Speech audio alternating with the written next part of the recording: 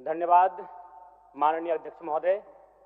आज मैं महामहिम राज्यपाल महोदय के द्वारा प्रस्तुत अभिभाषण पे हो रहे वाद विवाद पर अपनी प्रतिक्रिया देने के लिए आया हूं। महोदय, एक छोटी सी कहानी मैं बताना चाहूंगा। एक महिला थी, उसकी छोटी बच्ची जिसकी उम्र 5 वर्ष थी, वो अपनी माँ से आकर पूछती है कि माँ, छोटे भाई का मृत्यु कब होगा? तो माँ ने पूछा कि बेटी तुम ऐसा क्यों कह रही हो, अपने छोटे भाई को मरने के लिए क्यों कह रही हो? तो छोटी सी गुड़िया ने कहा कि माँ, बड़े भाई की जब मृत्यु हुई थी तो बहुत सारे लोग हमें खाना देने के लिए आए थे, हमारे घर में भोजन नहीं था, हमें कपड़े नहीं था, तो बहुत सारे लोग हमसे मिलने आए थे और हमें खाना देकर गए थे। और मैं चाहती हूँ कि छोटा भाई भी अगर मर जाएगा तो शायद बहुत सारे लोग आएंगे, हमें भोजन देंगे, हमें खाना देंगे, हमें कपड़े देंगे, क्योंकि हम 4-5 दिनों से भूखे हैं। महोदय, आज यही भाव कोयलांचल के हर एक रैयतों के घर में है कि जब भी हमारी जमीनों का अधिग्रहण होगा, जब कोई कंपनी हमारी जमीन का अधिग्रहण माइंस के लिए करेगी और जब माफियाओं के द्वारा उन पर लाठीचार्ज होगा, उनके लठेज के माध्यम से उन पर हमला होगा, तो कोयलांचल के रैयत चाहते हैं कि साथ साथ में 2-4 IAS IPS को भी चोट लगे। क्यों लगे? न विगत कुछ दिन पहले बागमारा में एक घटना घटी थी, हिलटॉप कंपनी का मामला था। DSP महोदय घायल हुए थे, सरकार ने वीडियो कॉल से बात किया था, सरकार ने उस मामले को संज्ञान में लिया था, लेकिन ठीक उसके कुछ दिन बाद सिंदरी के सुरंगा में फिर एक घटना घटती है। इस बार महिलाओं को सड़क पे दौड़ा दौड़ा कर पीटा गया, उनकी साड़ियों को फाड़ा गया, उनके कान की बालियों को नोचकर छीन लिया गया, लेकिन न FIR होता है न कार्रवाई होती है। महोदय, इसी प्रकार से आज एक मामला संज्ञान में आया है।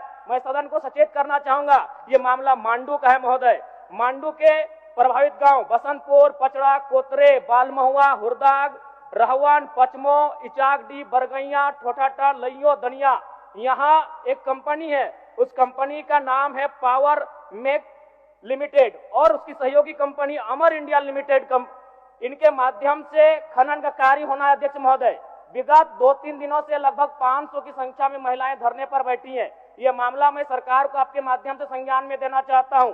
अगर सरकार संवेदनशील है, क्योंकि लॉ एंड ऑर्डर की बात करती है, ये सामाजिक न्याय की बात करती है, विधि कानून की बात करती है, तो भारतीय संविधान आर्टिकल 14 कानून के समझ सबको बराबरी की बात करता है। एक DSP घायल हुए, आपने लॉ एंड ऑर्डर को हाथ में लिया, DIG IG ने मार्च किया, DSP ने संज्ञान में लिया, DC घटनास्थल पर गई, लेकिन जब ग्रामीणों को पीटा जाता है, जब ग्रामीणों की जमीनों को जबरन लिया जाता है, कानून अपनी प्रतिक्रिया क्यों नहीं देता? अध्यक्ष महोदय, इसलिए मैं एक गंभीर मामला आपके संज्ञान में देना चाहता हूं। महोदय, भारतीय संविधान आर्टिकल 301 कहता है, क्योंकि इससे पहले जो जमीन का मामला था वो हमारा मौलिक अधिकार था, लेकिन संशोधन करते हुए 300A में डाला गया है। वर्तमान वो हमारा मौलिक अधिकार न होकर संवैधानिक अधिकार है। अध्यक्ष महोदय, और वो क्लाउज कहता है कि जिसके पास भूमि नहीं है सरकार उसे भूमि आवंटित करेगी, लेकिन यहाँ दुर्भाग्य इस राज्य का कि जिनकी भूमि है, सदियों से, हजारों वर्षों से वो भूमि पर वो जोत तोड़ करते हैं, और आज लगता है कि ब्रिटानिया हुकूमत बरकरार है, ईस्ट इंडिया कंपनी का शासन इस राज्य में बरकरार है। आज इसी प्रशासन के जोर पर आज उनकी जमीनों का जबरन अधिग्रहण किया जाता है। मांडू का मामला को संज्ञान में लीजिए, सुरंगा का मामला संज्ञान में लीजिए, भौरा का मामला संज्ञान में लीजिए। अध्यक्ष महोदय, क्योंकि रोज रोज आपके DSP घायल होने का इंतजार मत कीजिए। विधि के समक्ष अगर सब बराबर हैं तो रैयतों को भी जान जाती है, रैयतों को भी चोट लगता है। इस मामले को संज्ञान में लेंगे। महोदय, मैं आगे कहना चाहूंगा, अभी वरिष्ठ नेता ने कहा लॉ एंड ऑर्डर, मैं मानता हूं कि लॉ एंड ऑर्डर आपका है, लेकिन कहां है अध्यक्ष महोदय? गांवों में, खेतों में, खलिहानों में, बालू और कोयला के खदानों में, माफियाओं की जेब में आपका लॉ एंड ऑर्डर है। महोदय, मैं पढ़ के बताना चाहूंगा, ओबी डंपिंग को लेकर भिड़ंत, फायरिंग, बमबाजी। रेती जमीन पर ओबी डंप किए जाने को लेकर पहले भी हो चुका है संघर्ष, चले थे गोली बम, मामला जीनागोड़ा का। देव प्रभा आउटसोर्सिंग के समर्थकों व ग्रामीणों में झड़प, पत्थरबाजी व फायरिंग, तीसरा थानेदार का हाथ टूटा। अचानक बमबाजी व फायरिंग से मची भगदड़, पुलिस की मौजूदगी में एक दूसरे पर पत्थर बरसाते लोग। मैंने कहा लॉ एंड ऑर्डर है अध्यक्ष महोदय, कहां? गांवों में, खेतों में, खलिहानों में, कोयला के खदानों में, माफियाओं की जेब में। अध्यक्ष महोदय, मामले को गंभीरता पूर्वक संज्ञान में लीजिए। अध्यक्ष महोदय, फिलहाल मांडू के मैंने जिन गांवों का नाम जिक्र किया है, अभी भी 500 महिलाएं धरने पर बैठी। अध्यक्ष महोदय, अगर सरकार इस मामले को गंभीरता पूर्वक नहीं लेती अध्यक्ष महोदय, तो बागमारा और झरिया जैसी घटनाएं मांडू में घटित होने में देर नहीं लगी। अध्यक्ष महोदय, इसलिए मैं चाहता हूं कि इस मामले को आप संज्ञान में ले। दूसरी बात अध्यक्ष महोदय, मैं आपके माध्यम से एक अत्यंत गंभीर मामला संज्ञान में देना चाहता हूं। धनबाद जिला तोपचाची प्रखंड अंतर्गत पिपराडी गांव आजादी के 78 साल बाद भी उस गांव की सड़क मुख्य सड़क से जुड़ नहीं पाई है।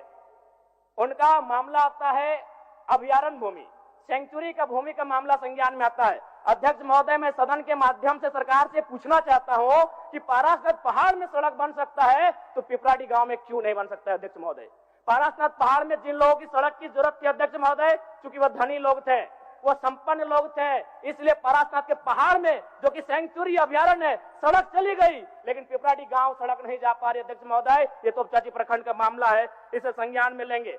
दूसरी बात अध्यक्ष महोदय, जो विषय मैंने कहा 300A में स्पष्ट है कि राज्य अपनी विधायकी शक्ति का उपयोग करके संपत्ति के अधिकारों को सीमित, कम या बदल कर सकता है। इसलिए आपसे आग्रह होगा, जो भी मामले भूमि संबंधित खासकर खनन क्षेत्रों से आते हैं उसके लिए आप एक पोर्टल बनाए अध्यक्ष महोदय, एक शिकायत पत्रिका बनाए अध्यक्ष महोदय, क्योंकि मामला बहुत ही हिंसक रूप धारण कर लेता है। मैं उस क्षेत्र से आता हूं, मैं कोयलांचल के क्षेत्र से आता हूं अध्यक्ष महोदय, मैं रोज बमबारी, गोली, तमाम घटनाओं को देखता हूं, सुनता हूं अध्यक्ष महोदय, और आम व्यक्ति की कहीं सुनी नहीं जाती है। इसलिए आपके माध्यम से सरकार से मेरा आग्रह होगा, ऐसे विषयों पर सरकार गंभीर रहे। अगर गंभीर नहीं रहती है तो अप्रिय और अनहोनी घटना होने में देर नहीं लगी। अध्यक्ष महोदय, धन्यवाद अध्यक्ष महोदय, बहुत बहुत धन्यवाद। माननीय सदस्यगण,